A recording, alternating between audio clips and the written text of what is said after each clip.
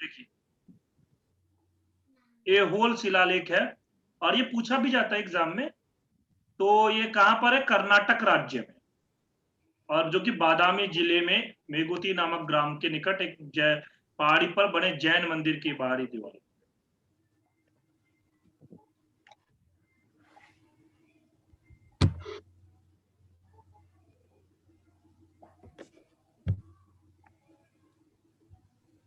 अब देखिए अष्टाध्याय की वृत्ति काशिका किसने लिखी? जयादित्य ने। ठीक है। अब इनका जो किरातार्जुनीय ग्रंथ है, उस किरातार्जुनीय ग्रंथ के बारे में देख लेते हैं। तो विचित्र मार्ग या कलावाद का प्रवर्तन करने वाले कवि, मैंने बताया था शुरुआत में, महाकाव्य जो है दो मार्गों पर चले हैं, एक तो सुकुमार मार्ग, दूसरा विचित्र मार्ग। सुकुमार मार्ग के कवि कौन कौन हुए? आपके कालिदास हुए, हाँ, आपके जो आपके अश्वघोष इत्यादि, जो जो कि रस पर चलते हैं, और रस मतलब उनका जो शैली है वो, आप नहीं, अश्वघोष को नहीं मानेंगे, अश्वघोष की शैली अलग है, जो कि कथा पर आधारित है, कथा पर ज्यादा विस्तार नहीं करते। हाँ, ये सब। तो उसमें कालिदास को प्रसिद्ध माना है। और इधर जो है ये आपके विचित्र मार्ग के, इसमें 18 सर्ग है। आप याद रखिएगा, मतलब किरातार्जुन में कितने सर्ग है? 18 सर्ग है। और इसकी जो कथानक है किस पर्व से लिया गया? वन पर्व से। बहुत बार एग्जाम में पूछा जाता है महाभारत के, ओ आपका ये किरातार्जुनीय महाकाव्य कहाँ से, मतलब जो कथानक कहाँ से लिया गया है? तो वन पर्व से लिया गया। वनवास में, अब देखिए वनवास जब हुआ था, तो मैं थोड़ा सा बता देता हूँ। वनवास हुआ, वनवास के बाद में क्या होता है आपका, जो उस समय में क्या, वनवास होने के बाद में उनसे कहा गया कि अब क्या करे जाए? तो फिर उन्होंने कहा कि वनवास में अर्जुन को बोला कि तपस्या करो। तपस्या किया उन्होंने, कौरवों पर विजय प्राप्ति के लिए हिमालय पर्वत पर जाकर के तपस्या करने लगे। तो शिवजी जो है उनका किरात वेश को धारण करके आए। बहुत बार एग्जाम में ये भी पूछा जाता है, शिवजी के मतलब किराता कहा आसीत? तो शिव, हाँ, और ये मतलब किस वेश को धारण करके आया था? तो किरात वेश को।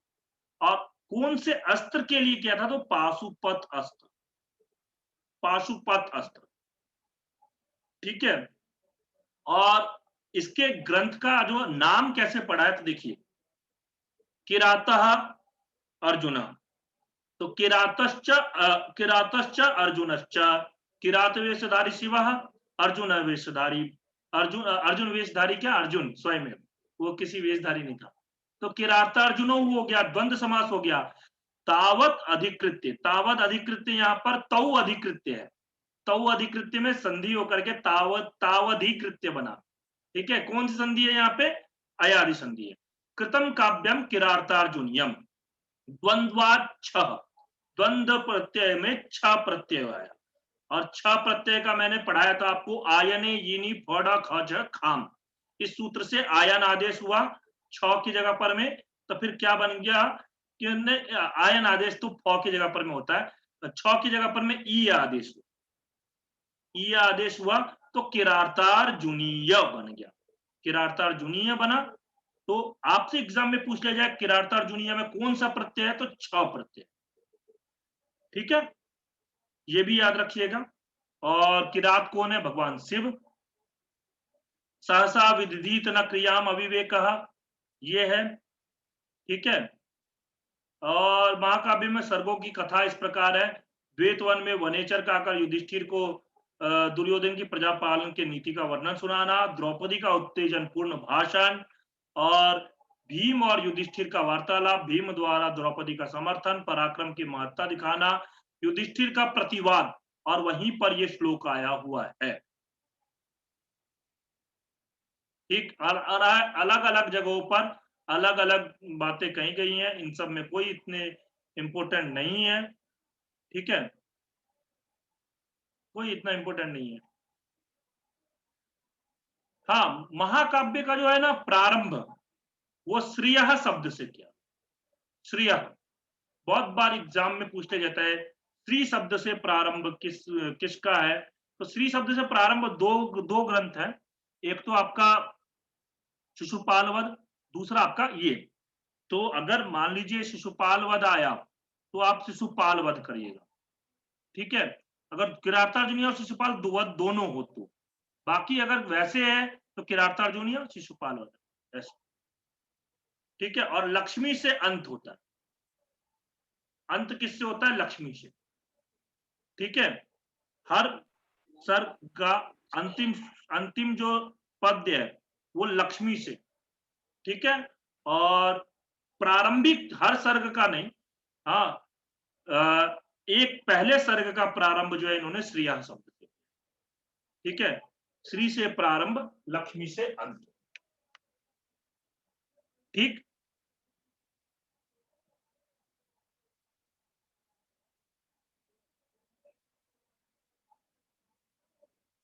अभी देखिए, इस महाकाव्य पर मल्लीनाथ ने टीका लिखी है। 15वें सर्ग पर दुर्विनीत ने भारवी के काल में ही टीका लिखी थी। और इसके जो भारवी को मल्लीनाथ की जो टीका है ना, इसका नाम क्या है पता है किसी को? जी हमें पता है, बताएं। हाँ हाँ बताइए बताइए। घंटापथ। घंटापथ, घंटापथ नाम की इनकी टीका है, ठीक है, जो कि मल्लीनाथ के द्वारा लिखा गया। और भारवी की जो उक्तियां हैं, जो सूक्ति, जैसा कि मैंने पहले बोला था, वो सूक्ति का जो संग्रह 221 पेज नंबर पे आप लोग करने वाले थे, और यहां पर से भी आप लोग सूक्ति का संग्रह कर लीजिएगा। भारवे है अर्थ गौरवम, भारवे रिव भारवे है प्रकृति मधुरा, भारवी गिरा अभिनंदा, नारिकेल फल सम्मतो वचे, नारिकेल फल सम्मितम वचो भारवे, ये मल्लीनाथ ने दिया है। इनके लिए उक्तियां ये प्रसिद्ध है, ठीक है। उक्ति मतलब क्या होता है आपका, जो इनकी प्रशंसोक्ति कही जाती है ना, वो दिया गया, ठीक है। और यही चीज एग्जाम में पूछ भी लिया जाता है, ठीक। और ये देखिए, स्फुटता न पदेरपाकृता न च न स्वीकृतम अर्थ गौरवम रचिता पृथक पृथक अर्थताम गिराम न च सामर्थ्यम अपोहितम क्वचित। ये किरातार्जुनीय का दूसरे सर्ग का 27वां श्लोक है। तो यहाँ पे स्वीकृतम अर्थ गौरवम, बाकी इनका बहुत ज्यादा प्रसिद्ध है। तो हर एक सर्ग के अंदर में अच्छे अच्छे श्लोक हैं, वैयाकरण थे। ये वाला श्लोक पहले सर्ग का है, और इसमें द्रौपदी के उत्तेजक भाषण में कवि ने दोनों क्षमताएं दिखाई हैं। देखिए, वनांत सैया कठिनी कृताकृति कचाचितो विश्व गिवा गजो गजौ कथम तुम्हें तो धृति संयमो यमो विलोकयन्नुत्साह से न बाधितुम। तो यही बात है इसके अंदर में, वो जो है अपने ओजपूर्ण भाषण से जब वनेचर की बातों को सुनते हैं, युधिष्ठिर जब पूरी बातें बताता है, तो उसके बाद में द्रौपदी जो है उनको ऐसी ऐसी बातें बोलती है जिससे कि इसीलिए तो फिर वो क्या है आपका गुस्से में आ जाते हैं। फिर वो बोलते हैं कि क्या किया जाए, तो अर्जुन को इसीलिए तपस्या के लिए भेजा जाता है, ताकि वो दिव्यास्त्र का वो दिव्यास्त्र प्राप्त कर सके। मम्मी जी,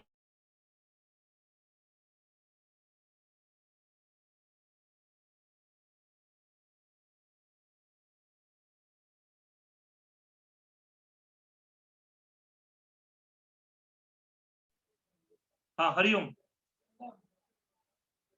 चलिए।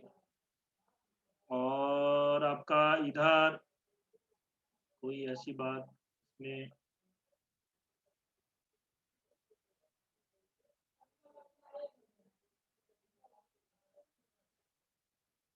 ठीक है, पंचम सर्ग में अब ये छंदों का वर्णन है। छंदों का ये सब बातें इतनी हमारे लिए इम्पोर्टेंट नहीं है। गुरुजी एक मिनट, हाँ हाँ, अभी बस एक पेज में निकला है, उत्फुल्ल स्थल वाला कोई श्लोक निकला है, वो हाँ देखना हाँ, जरा पीछे करके। उत्फुल्ल स्थल ये और रहा। नीचे और एक, हाँ, उत्फुल्ल स्थल नलिनी वनाद मुस्म। गुरुजी इस श्लोक के कारण इनको आत्मपत्र भारवी कहा जाता है, हाँ जैसे ये वहां रहा, दीप ये रहा, शिखा के कारण। ये रहा आत्पत्र भारवी। हाँ, तो इनके इस श्लोक के कारण इनको आत्मपत्र भारवी कहा जाता है। जी जी। हाँ, ये 5वें सर्ग का श्लोक है, इसके कारण इनको आत्मपत्र भारवी की उपाधि दी गई है। ठीक है।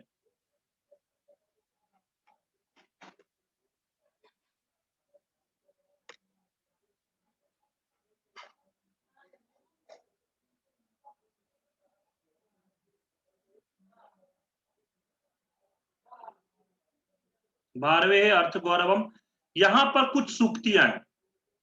ठीक है, ये सूक्तियां आप जो सूक्ति का संग्रह करने के लिए मैंने बोला है, उस सूक्ति संग्रह में आप लोग इन सूक्तियों का संग्रह कर सकते हो। हितम मनोहारिच दुर्लभम वचः समुन्नयन भूतिमनार्य संगमाद वरम विरोधोपि समम महात्म भी। ये पंक्ति भी देकर के बहुत बार एग्जाम में पूछा जाता है। अहो दुरंता बलवत विरोधिता, ये भी पूछा जाता है। वस्तु वसंती ही प्रेमनी गुणा न वस्तुनी। ठीक है, तो ये सब बहुत बढ़िया बढ़िया श्लोक हैं।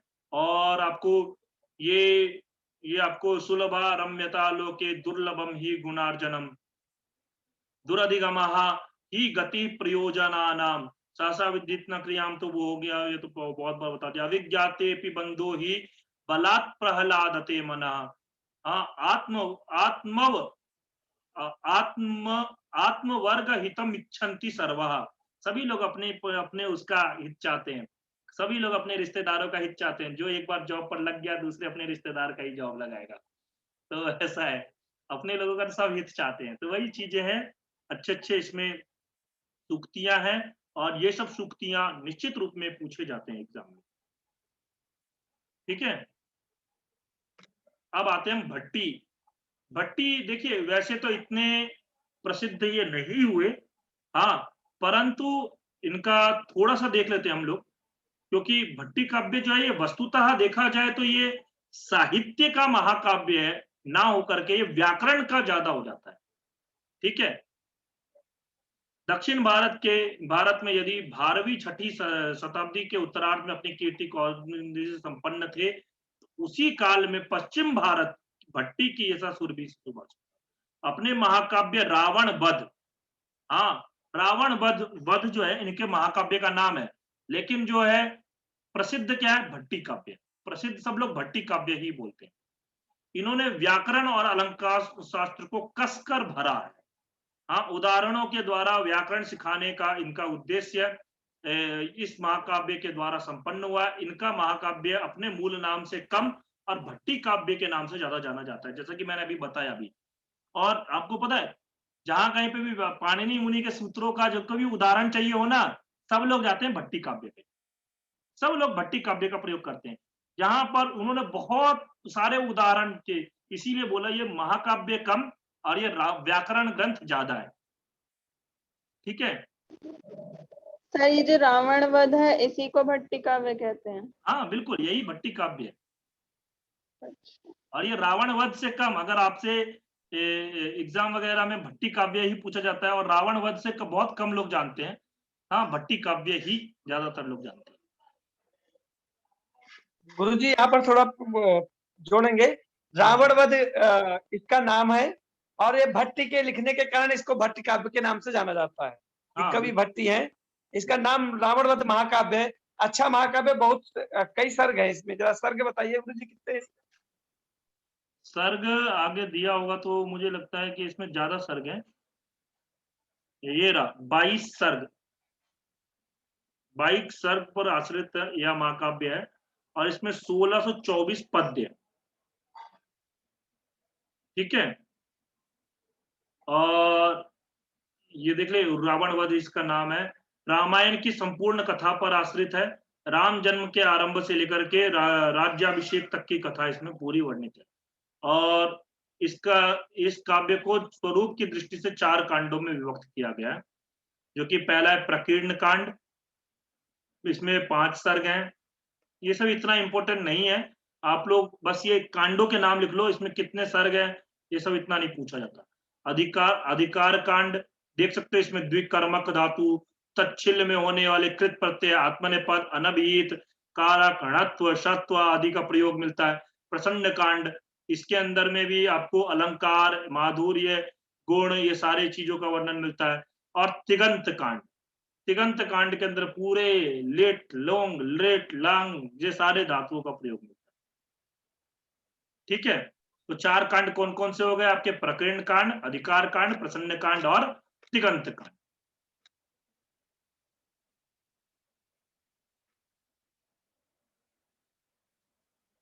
देख सकते हो ये वैसे तो पढ़ने के लिए अच्छा श्लोक लग रहा है, पर ये पूछा नहीं जाएगा।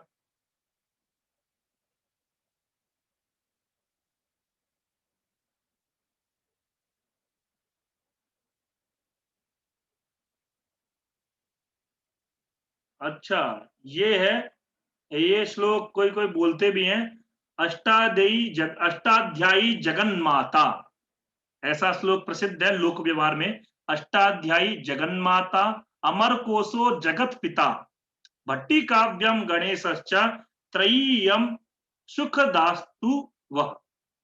ठीक है, त्रयीयम सुखदास्तु वह। अब कुमारदास का आजकल जो है ना, कुमारदास का जानकी हरण भी बहुत जगहों पर एमए में लगाया जा रहा है। हाँ, पर ये इतना प्रसिद्ध नहीं है। हाँ, फिर भी आजकल पूछने की श्लोक संभावना लिख ले है। भट्टी का, अष्टाध्यायी वाला श्लोक नोट कर ले। आप लोग नोट कर सकते हो तो नोट कर लो। हाँ, ये केवल एग्जाम, मैं ऐसे बता रहा हूँ कि ये लोक व्यवहार में प्रचलित है कि लोग जैसे किसी को बोलना हो तो उसके लिए बोलते हैं हम लोग, अष्टाध्यायी जगन माता, अमर कोशो जगत पिता, भट्टी काव्यम गणेशश्च, त्रयीयम सुखदास्तु वह। ये हम लोग बोला करते हैं, बाकी एग्जाम के रिलेटेड नहीं है ये। ठीक है, अब आते हैं हम कुमारदास पर। कुमारदास ने जानकी हरण महाकाव्य लिखा, और इसका अधिसंख्या प्रमाण जो है, ये सब बातें सिंघल ये सब नहीं है इतना इम्पोर्टेंट, बस कुमारदास का जानकी हरण महाकाव्य। Hello sir. हाँ हाँ बोलिए। सर ये जो वीडियो रिकॉर्ड करते हैं ये बाद में मिल सकती है क्या? हाँ, क्यों नहीं मिलेगी? एक्चुअली मेरी बेटी रो रही है, छोटी है ना, तो हाँ मुझे ठीक जाना है, पड़ेगा। हाँ हाँ ठीक है, कोई बात नहीं, मैं भेज ठीक दूंगा। है, ओके सर। आपका शुभ नाम क्या है? रितिका। अच्छा हाँ ठीक है, मैं भेज दूंगा। ठीक है। कुमारदास की केवल एक ही रचना मिलती है, जानकी हरण महाकाव्य। ये कितने सर्गों में? 20 सर्गों में। भट्टी काव्य कितने सर्गों में था? 22 सर्गों में था। ठीक है, बाकी ये 20 सर्गों में, इसमें कथा, अयोध्या, दशरथ तथा उनकी रानियों का वर्णन, ये सब पूरी कथा का वर्णन है। हमें ये सब पढ़ना नहीं है, हम लोग जितना कम से कम पढ़े उतना ज्यादा अच्छा है। ठीक है, हमने ये जान लिया कुमारदास का जानकी हरण है, कितने सर्ग में है? 20 सर्ग में, बस पर्याप्त है। अब हम आते हैं माघ पे। माघ के बारे में तो क्या कहा जाए, माघ के बारे में एक प्रशंसोक्ति ही है, मेघे माघे गतम वया। हाँ, तो इसलिए काव्येषु माघा, हाँ बोलते ही है। परंपरा से इन्हें विद्वानों ने श्रेष्ठ महाकाव्य प्रणेता माना है। काव्येषु माघा, काव्य में माघ जो है सबसे श्रेष्ठ माने जाते हैं। भारवी के द्वारा प्रवर्तित विचित्र मार्ग को माघ ने बहुत ऊंचाई तक पहुंचाया और भारवी से आगे बढ़ने में का सफल प्रयास किया। इनके विषय में उक्तियां भी बहुत अधिक प्रचलित है। माघ की चर्चा अनेक दंत कथाओं एवं तन्मूलक कथा ग्रंथों में होते हैं। सौभाग्यवश इनका काल भी अधिक मतलब इनका काल भी अधिक विवादास्पद नहीं है। चलिए, सौभाग्य है कि इनका काल जो है अधिक विवादास्पद नहीं है। माघ के जीवन वृत्त के संबंध में प्रामाणिक और अर्ध प्रामाणिक साधनों का अस्तित्व है। प्रामाणिक साधन स्वयं माघ द्वारा शिशुपाल वध के अंत में दिया गया कवि का स्ववंश वर्णन है, जिसमें 5 पद्य हैं। अर्ध प्रामाणिक साधन कुछ कथा ग्रंथ हैं जिनमें माघ के विषय में प्रचलित प्राचीन दंत कथाओं का समाविष्ट है। ये है बल्लाल सेन कृत भोज प्रबंध। ये आप लोग नोट कर लो, बल्लाल सेन के द्वारा क्या लिखा हुआ है? भोज प्रबंध। जब कब लिखा हुआ है? 16वीं शताब्दी में। ठीक है, मेरुतुंग नामक जैन कवि द्वारा रचित प्रबंध चिंतामणि, प्रभाचंद्रकृत प्रभावक चरित, तथा जैन ग्रंथ तो ये जैन ग्रंथ में कोई रचयिता नहीं दिया हुआ है, तो इसलिए पुरातन प्रबंध संग्रह ये जैन ग्रंथ है। ठीक है, इन चारों में माघ का संक्षिप्त जीवन परिचरित कहा गया है।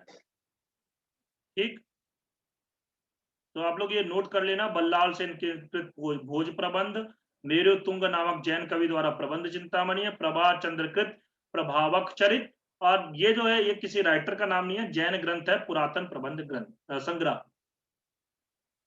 शिशुपाल वध के अंत में जो कवि वंश वर्णन दिया गया उसके अनुसार माघ के पितामह सुप्रभ देव थे। पितामह कौन थे? सुप्रभ देव, जो राजा वर्मलात यानी कि श्री वर्मल के सर्वाधिकारी अर्थात दीवान थे। वे पुण्यात्मा, अनासक्त, सात्विक जीवन वृत्ति वाले थे। सर्वाधिकारी सुकृताधिकारी श्री वर्मलाख्यस्य बभूव राज्ञा आशक्त दृष्टिर विरजा सदैव देवो पर सुप्रभदेव नामा। सुप्रभदेव का पुत्र का नाम क्या था? दत्तक, जो अत्यंत उदार, क्षमाशील, ये सारी बातें हैं, जैसे ये सब बातें कहीं सर एक बार वो 4 नाम फिर से दिखा दीजिए। 4 नाम। बल्लाल। अच्छा, ये देखिए, बल्लाल सेन का भोज प्रबंध, मेरुतुंग का प्रबंध चिंतामणि, प्रभाचंद्र का प्रभावक चरित, और ये जो है ये कोई राइटर नहीं है लेकिन जैन ग्रंथ है, पुरातन प्रबंध संग्रह।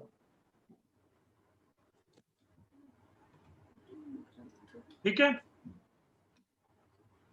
सर, क्या बताया था आपने इनके बारे में? इनके अंदर में माघ की दंत कथाओं का वर्णन मिलता है, मतलब माघ के चरित्र का वर्णन मिलता है, माघ के जीवन के बारे में मिलता है। फिर उसके बाद में आते हैं हम, जो इनके पितामह यानी कि दादाजी थे सुप्रभदेव, तो पिता इनके पुत्र, मतलब जो सुप्रभदेव के पुत्र हुए दत्तक। हाँ, तो दत्तक जो इनके पिता होंगे, हाँ, इन्हें लोग सर्वाश्रय भी कहते थे। दत्तक सर्वाश्रय भी कहा जाता था, मतलब सभी को आश्रय देने वाले, क्योंकि सबकी सहायता के लिए वे हमेशा तत्पर रहा करते थे। वे वस्तुतः इस युग के युधिष्ठिर अजात शत्रु थे। मतलब इनके पिता को ना लोग युधिष्ठिर कहा करते थे। युधिष्ठिर मतलब समझते हो, जो कि आपके ये धर्मराज युधिष्ठिर, जानते ही हो, महाभारत के पांडु पुत्रों में ज्येष्ठ पांडु पुत्र थे। दत्तक के पुत्र ही महाकवि माघ हुए, और जिन्होंने महाकवियों में ख्याति पाने की लिप्सा से इस महाकाव्य की रचना की। और ये देखिए, ये है श्री शब्द रम्यकृत सर्ग समाप्ति लक्ष्मीपते चरित कीर्तन मात्र चारु तस्यात्मजा सुकवि कीर्ति दुराशयादः काव्यम व्यधत्त शिशुपाल वदाभिधानम। हाँ, तो ये है शिशुपाल वध के 5वें सर्ग के अंदर में उन्होंने फिर बताया, श्री शब्द से रम्य करके सर्ग समाप्ति तक लक्ष्म किया, लक्ष्मीपतेश, ये सारी बातें हैं इसमें, आप लोग ये देख सकते हो। हम लोग पढ़ चुके हैं। सुप्रभदेव जो है इनके कौन थे? दादाजी थे। और पिता कौन थे? दत्तक, और दत्तक को सर्वाश्रय भी कहा जाता था और अजात शत्रु भी कहा, अजात शत्रु या युधिष्ठिर माना जाता था।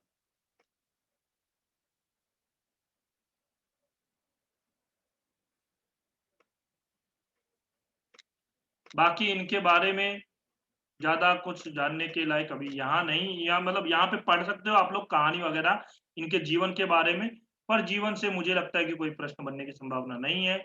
महाकवि का समय, तो देखिए शिशुपाल वध के अंदर अंत में स्वयं माघ द्वारा किए गए वंश वर्णन से सुप्रभदेव वर्मलात के सर्वाधिकारी यानी कि प्रधानमंत्री थे। तो ये इनका वर्मलात का जो मिलता है वो कहाँ मिलता है? बसंतगढ़ का शिलालेख। ठीक है, इसमें 682 संवत का उल्लेख मिलता है। हाँ, और इसे विक्रम संवत मानकर वर्मलात सुप्रभदेव का काल जो हुआ 625 ईस्वी सिद्ध हुआ। ठीक है, यानी कि सुप्रभदेव का समय 625 ईस्वी सिद्ध होता है। ठीक, और इसी की तीसरी पीढ़ी हुए माघ, क्योंकि उनके बेटे हुए और बेटे के बेटे हुए, तो उनका समय जो है 675 ईस्वी माना जाता है। कुछ विद्वान जो है वो 700 ईस्वी के समय का मानते हैं। अच्छा, वामन के ग्रंथ का नाम, मैं जैसे ग्रंथ के नाम लिखवाते जा रहा हूं, आपके पास में फिर एक ग्रंथों की सूची भी हो जाएगी। मैं वैसे नोट्स भिजवा दूंगा, पर अपने हाथ से नोट्स मैंने शुरुआत में कहा था बनाते रहो, तो ये अच्छा रहेगा। तो वामन के ग्रंथ का नाम क्या है? हाँ हाँ बोलिए। वसंतगढ़ शिलालेख किसका मिला है? वसंतगढ़ शिलालेख पर, मतलब वैसे जैसे वसंतगढ़ शिलालेख जो है ना, उसके ऊपर में मिला है कि वर्मलात, राजा वर्मलात जो है, राजा वर्मल भी उन्हें कहा जाता है, उसके बारे में मिला है। ठीक है, और वो जानते ही हो, राजा वर्मलात के ही प्रधानमंत्री थे। ठीक है, ये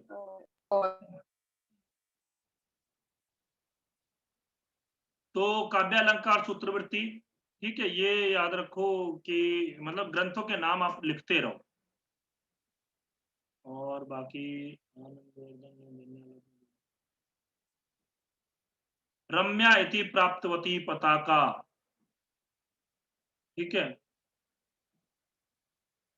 माघ के पद्यों का उद्धरण कहां कहां पर किया है, तो ये सब बातें इतनी इंपॉर्टेंट। निम्नलिखित पद्य में आए हुए न्यास शब्द को लेकर भी माघ के काल का विचार किया जा सकता है। न्यास, ये चलिए छोड़िए, शिशुपाल वध देखते हैं हम।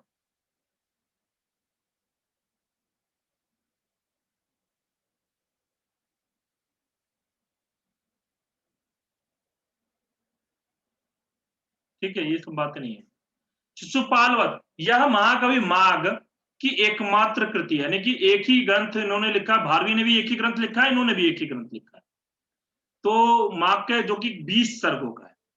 ठीक है, किरातार्जुनी 18 सर्गों का है, भट्टी काव्य 20 सर्गों का है, अश्वघोष का जो आपका ये कौन सा हर्षचरित, अश्वघोष का नहीं, हर्षचरित नहीं, बुद्ध चरित, हाँ, वो 22 सर्गों का है। ठीक है ना, और नैषधीय चरित 28 का है, वो 28 का है, सॉरी 28 का है। और आपका ये भी 20 का हो गया। ऐसे करके हम लोग सर्गों की संख्या याद रखना हमें चाहिए। हाँ, तो ये सब इसमें शुरुआत में देवर्षि नारद जो है ना, उनके ऊपर से उतरने का वर्णन है, और इंद्र के मतलब इंद्र का संदेश द्वारकापुरी इंद्र को, मतलब द्वारकापुरी में आकर कृष्ण को सुनाते हैं, और जिसमें शिशुपाल के अत्याचार का वर्णन करते हैं, जगत की रक्षा करने की प्रार्थना करते हैं। और उसी समय युधिष्ठिर का आमंत्रण मिलता है, किस चीज के लिए? राजसूय यज्ञ के लिए। ठीक है, इस कर्तव्य की संकट की स्थिति में कृष्ण बलराम और उद्धव से मंत्रा करते हैं। बलराम तो शिशुपाल पर आक्रमण करना चाहता है, किंतु जो है श्री कृष्ण जी जो है उद्धव बड़ी गंभीर विवेचना से यह स्थापित करते हैं कि युधिष्ठिर के यज्ञ में सेना सहित जाना उचित होगा, वही दुष्टता करने पर शिशुपाल को मार दिया जाए। हाँ, तदनुसार श्री कृष्ण इंद्रप्रस्थ के लिए प्रस्थान करते हैं। मार्ग में वेद दृश्यों का वर्णन है, ये सारी बातें इसमें कही गई है। किरातार्जुनी की अपेक्षा बड़े बड़े सर्गों में विभक्त 1645 पद्य हैं। ठीक है, 15वें सर्ग में 34 प्रक्षिप्त श्लोक हैं। इनकी व्याख्या मलिनाथ ने नहीं की है। 5 पद्य कविवंश वर्णन के हैं, उन्हें लगाकर माघ की रचना 1650 पद्य की हो जाती है, यानी कि 1645 ये हो गए, 34 ये हो गए, 5 और मिलाकर के मतलब 1650 का आपका माघ की रचना के अंदर 1650 श्लोक हैं। ठीक है, आप ये लिख सकते हैं 1650 श्लोक है। बाकी किस सर्ग में किस चीज का वर्णन किया गया है, ये यहाँ पर देख सकते हो आप लोग। देवर्षि नारद के द्वारका में आगमन का वर्णन, कृष्ण द्वारा उनका सत्कार, नारद द्वारा शिशुपाल वध के और शिशुपाल के पूर्व जन्मों का तथा उसके अत्याचारों का वर्णन, शिशुपाल को मारने के लिए प्रेरित करना। दूसरे सर्ग तीसरा सर्ग वगैरह हमारे में इंपोर्टेंट नहीं है।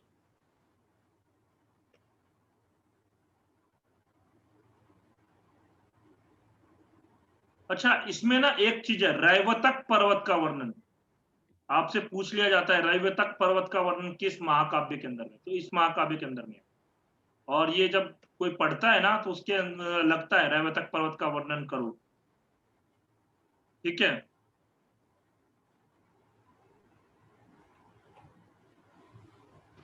महाकाव्यत्व माघ रचित शिशुपाल, काव्येषु माघा कवि कालिदास, ठीक है। काव्यों में माघ और कवि कालिदास ये सबसे श्रेष्ठ माने जाते हैं, ठीक है। महाकाव्यत्व ये आपका सिद्ध कर रहे हैं यहाँ पे।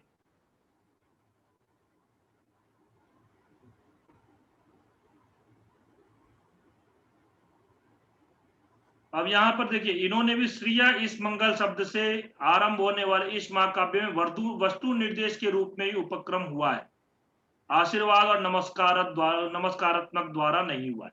इसमें भी इन्होंने वस्तु निर्देश मंगलाचरण किया है, आशीर्वाद वो आपका वैसा मंगलाचरण नहीं है। प्रथम सर्ग में वंशस्थ छंद है, जैसा किरातार्जुनीयम में भी है। ये वस्तुतः किरातार्जुनीयम और इसी का ही मतलब किरातार्जुनीय से ज्यादा आगे जाना चाहते थे, इसलिए उसी के जैसे। हाँ बोलिए पंकज जी, बोलिए।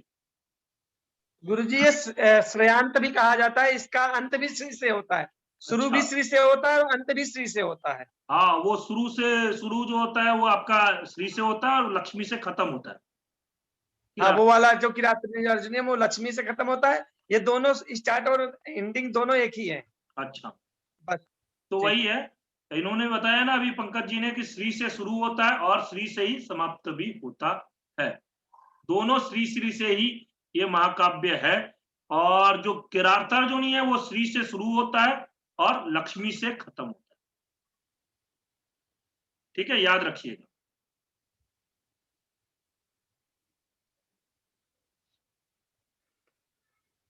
इनका एक श्लोक जो है, अच्छा वो भारवी का है ना, नोनू ने नो नना नो न करके। जी गुरुजी, वो 15 हम टोकने वाले थे लेकिन हमने कहा फिर ज्यादा हो जाएगा। ननु हाँ। नो नो नाना नानम ये 15वें सर्ग का है, और इसमें इसी तर्ज पे उन्हें 19वें सर्ग में दादो दुद्दार दर दा से ही लगाया। वो नकार युक्त श्लोक है, ये दकार युक्त श्लोक है। हाँ, तो वो किरातार्जुनीय का है, इसका थोड़ा है। ये दकार वाला कौन से में सर जी? इसमें गुरुजी दकार युक्त एक श्लोक है। अच्छा, इसमें दकार युक्त है, उसका वो उसका भारवी का वो है। नकार युक्त है, इसमें 19वें सर्ग में है, उसमें 15वें सर्ग में है। हाँ बस ठीक है, तो ये बातें एग्जाम रिलेटेड नहीं है, एग्जाम में तो नहीं पूछा जाता, पर फिर भी थोड़ा सा जानकारी के लिए मैं अभी बता दूंगा। और वैसे उन्होंने बता दिया है तो चलो बता ही देता हूँ। देखिए, नुन्नु नेनु करके श्लोक है, ना ना ना ना ना ना ना ना बहुत बार प्रयोग किया गया है। मैं अभी यहाँ पे दिख गया तो ठीक है, भेज आपको दिख जाएगा, पर मैं ग्रुप में भेज दूंगा। वो श्लोक जो है आपका भारवी ने किरातार्जुनीय के 15वें सर्ग में उसको लिख, ठीक है, आया है। और ये जो है उसी का अनुसरण करते हुए दो से दद दद दो द ऐसे करके उन्होंने श्लोक लिखा है, आपको पता नहीं, मुझे भी याद नहीं है। तो दो से मतलब पूरे श्लोक के अंदर में केवल दो ही का प्रयोग किया है, ठीक है, उन्होंने पूरे श्लोक में न ही का प्रयोग किया है। तो ये जो है आपके 19वें सर्ग में, ठीक है।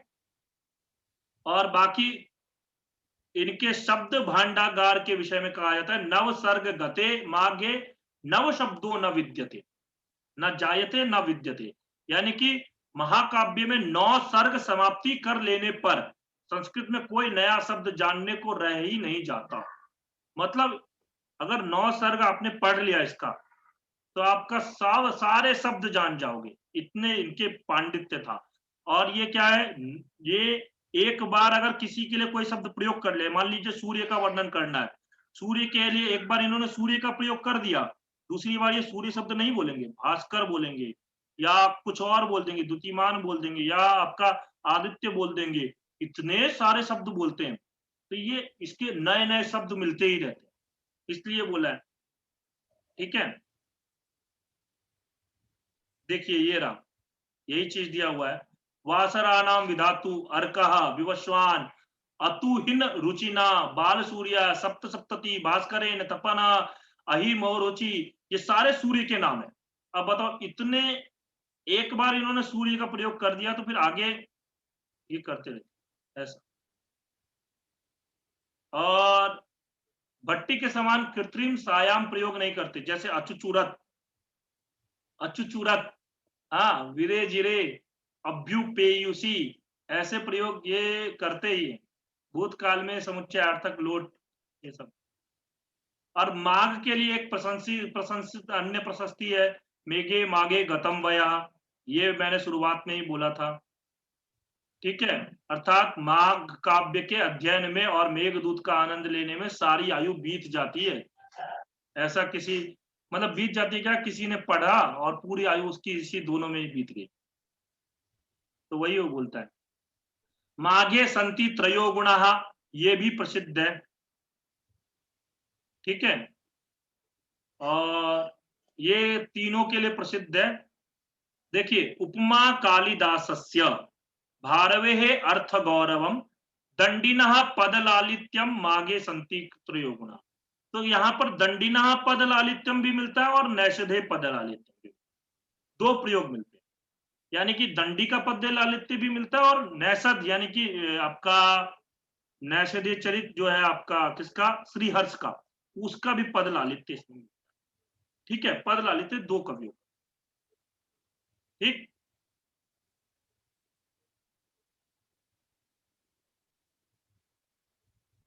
आगे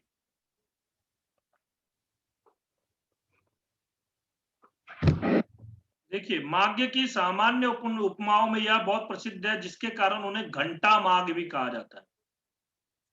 उदयति विततोर्ध्वम रश्मिरज्जा वही मरुचो हिमधाम्नि याति चास्तम वहति गिरयम विलंबी घंटा द्वय परिवारित वारणेन्द्र लीलाम। ठीक है, इसमें उनको घंटा मतलब इनको घंटा माग भी कहा जाता है।